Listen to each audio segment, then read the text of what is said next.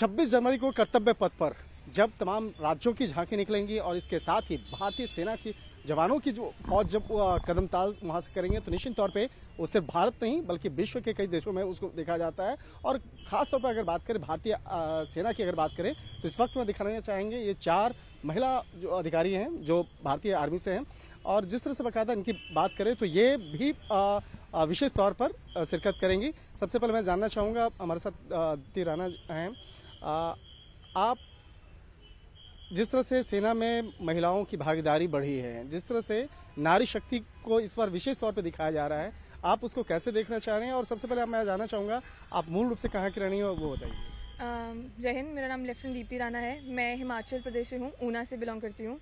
और जहाँ तक बात है नारी शक्ति थीम की, मेरे अकॉर्डिंग कि ये बहुत ही गर्व की बात है एंड वुमेन ऑफिसर्स बहुत पुट इन करती हैं फौज में। एंड यहाँ पे जितनी भी कंटिंजेंट लीडर्स हैं, जितने भी कंटिंजेंट कमांडर्स हैं यहाँ पे आए हैं, वो अपनी मेहनत से आए हैं और उन्होंने बहुत बड़ा योगदान दिया है फौज में और आगे भी करती रहेंगी।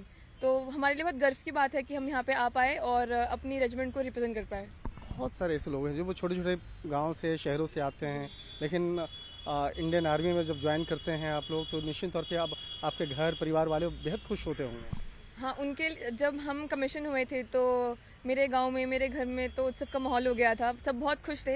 एंड मैं पहली ऑफिसर हूँ अपने गांव से और अपने परिवार में से, तो बहुत बड़ी बात है हमारे लिए। एंड हिमाचल में जैसे सिचुएशंस हैं अभी, तो हाँ ज़रूर हम बहुत बड़ी बात हो जाती है हमारे लिए आना। प्रियंका, आपके बारे में जानना चाहेंगे, आप किस स्टेट की हैं, किस डिस्ट्रिक्ट की हैं?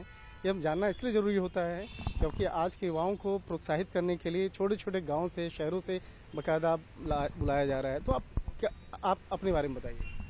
जय हिंद, मैं लेफ्टिनेंट प्रियंका सेवदा हूँ। मैं रेजिमेंट ऑफ आर्टिलरी से हूँ। मैं जयपुर राजस्थान की रहने वाली हूँ और इस साल कंटिजेंट में मैं पिनाका सिस्टम को लीड कर रही हूँ। जयपुर की हैं, लेकिन जिस तरह से जयपुर के बारे में क्या पूरा राजस्थान की बात करें तो राजस्थान में वीरों की धरती कही जाती है, उसको आप कैसे देखते हैं और कैसे आप फील करते हैं?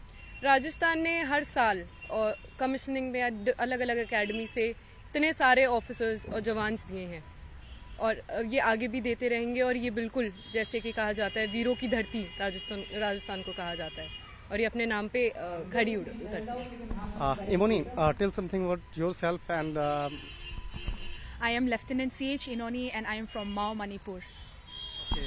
Tell something about your dedication and job.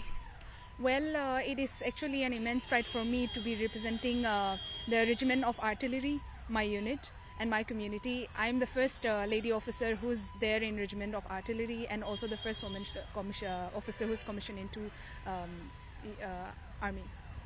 Thank you. And last, madam Jha, आप ये बताएंगे कि आप मूल रूप से कहाँ की रहने वाली हैं, किस तरह से आपको जज्बा मिला, किस तरह से आप भारतीय आर्मी को आपने ज्वाइन किया है? जय हिंद, मैं लेफ्टिनेंट आद्या झा हूँ। मैं मधुबनी बिहार से हूँ, मधुबनी में मरुकिया से हूँ। मुझे फौज ज्वाइन करने का ये जज्बा आया मेरे फादर से, क्योंकि मेरे फादर भी आर्टिलरी में, तो मैंने बचपन से हमेशा वही देखा है, तोपों को चलते हुए देखा है।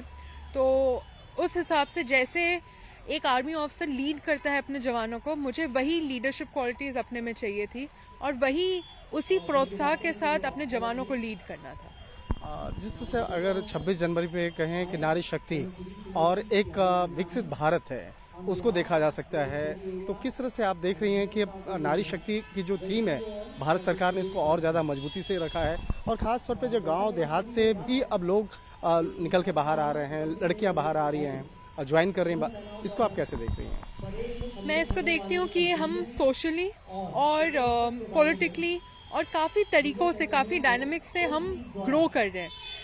आर्मी में अब कॉम्बैट आर्म्स में विमेन आई हैं, इसके साथ साथ अब कहीं दूर देश के लोग, दूर गांव के लोग भी आर्मी के बारे में